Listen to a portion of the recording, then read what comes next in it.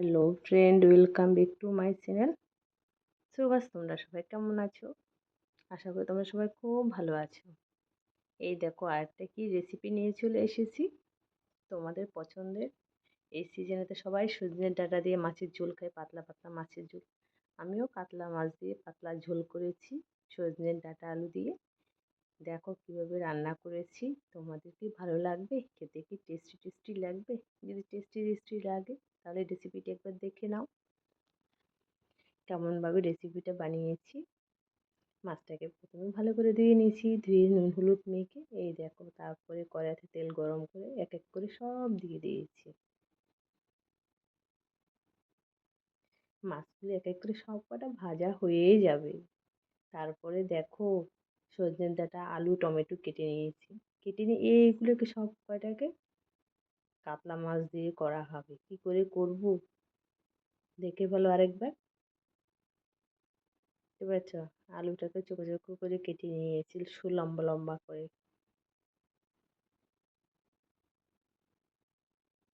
বন্ধুরা, তোমরা সবাই ভিডিওগুলি দেখে স্কিপ করো না প্লিজ, আর অ্যাড সহ দেখবে। মাছটা ভাজা হয়ে গেছে, যে তেলটা ছিল তেলটার মধ্যে কিন্তু জিরাটা ফোড়ন দিয়েছি।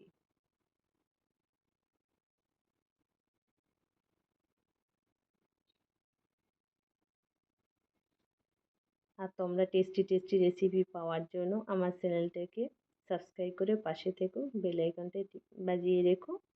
তাহলে আমি তোমাদের সাথে চলে যেতে পারবো তোমাদের কাছে নিত্য নতুন ভিডিও নিয়ে। দেখতে পাচ্ছ, আলুটাকে ভাজা করে নেব। আর তোমাদের রেসিপিটা কেমন লাগলো বলবে কিন্তু, রেসিপিটা কেমন লেগেছে। আর মানে সজনে ডাঁটা দিয়ে মাছ দিয়ে কাতলা মাছ দিয়ে আলু দিয়ে ঝোলটা খুব ভালো হয়েছিল, খুব টেস্টি হয়েছিল। সবাই ঘরোয়া পদ্ধতিতে এভাবে রান্নাটা করতে পারো, কিন্তু খুব ভালো লাগবে। ছোট থেকে বড় সবাই খেতে পারবে, কোনো প্রবলেম হবে না। আলুটা হালকা ভাজা হয়ে গেছে, সজনে ডাঁটাটা দিয়েছি, সজনে ডাঁটাটাও ভেজে নেব। সজনে ডাঁটা হচ্ছে সিজনের সবজি বলে সবাই বলে, হালকা গরম গরমের মধ্যে সজনে ডাঁটা খেতে হয়। পেট ঠান্ডা থেকে অনেক কিছু থেকে, অনেক রোগ থেকে মুক্তি পাওয়া যায়।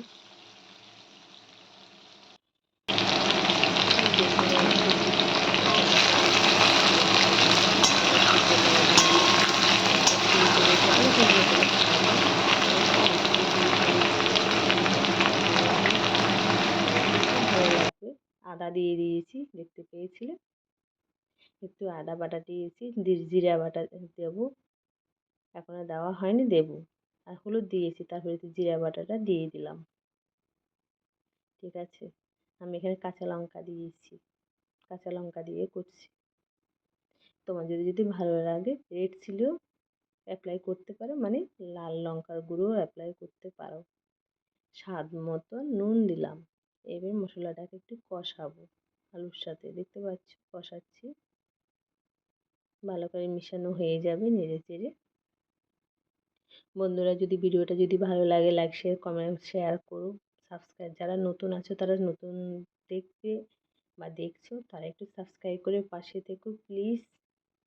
আর কেউ একটু স্কিপ করবে না, অ্যাড সহ দেখো।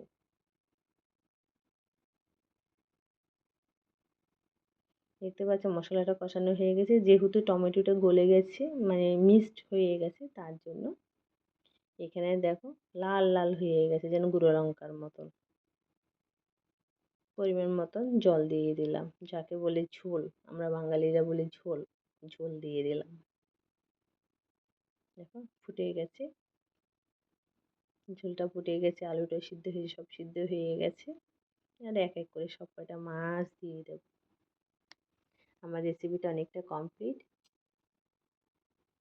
হ্যালো বন্ধুরা, তোমরা সবাই দেখো, যদি ভালো লাগে লাইক শেয়ার কমেন্ট করো।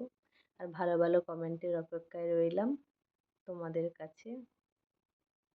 এই ভালো ভালো কমেন্ট আমার পরবর্তী ভিডিও আনার সাহায্য করবে আর উৎসাহ পাবো।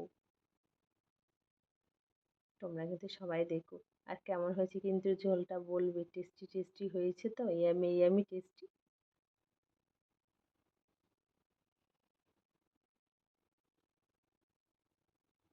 সবাইকে অনেক অনেক ভালোবাসা আমার রেসিপিটা এতক্ষণ ধরে ধৈর্য ধরে দেখার জন্য। সবাই প্লিজ পাশে থেকো। আর যদি ভালো লাগে তো লাইক, সাবস্ক্রাইব এবং ভালো ভালো কমেন্ট করে পাশে থেকো। আর সবাই সবার পাশে না থাকলে তো হবে না, একার দ্বারা কখনো হয় না, আর দুজনের দ্বারা কখনো হয় না। আছে, সবাই যদি একসাথে থাকো তাহলে আমি আরো এগিয়ে যেতে পারবো তোমাদের ভালোবাসায়। আর এই রেসিপিটা করেছি অনেক ভালোবাসা দিয়ে। যদি ভালো লাগে তোমরা রেসিপিটা দেখো।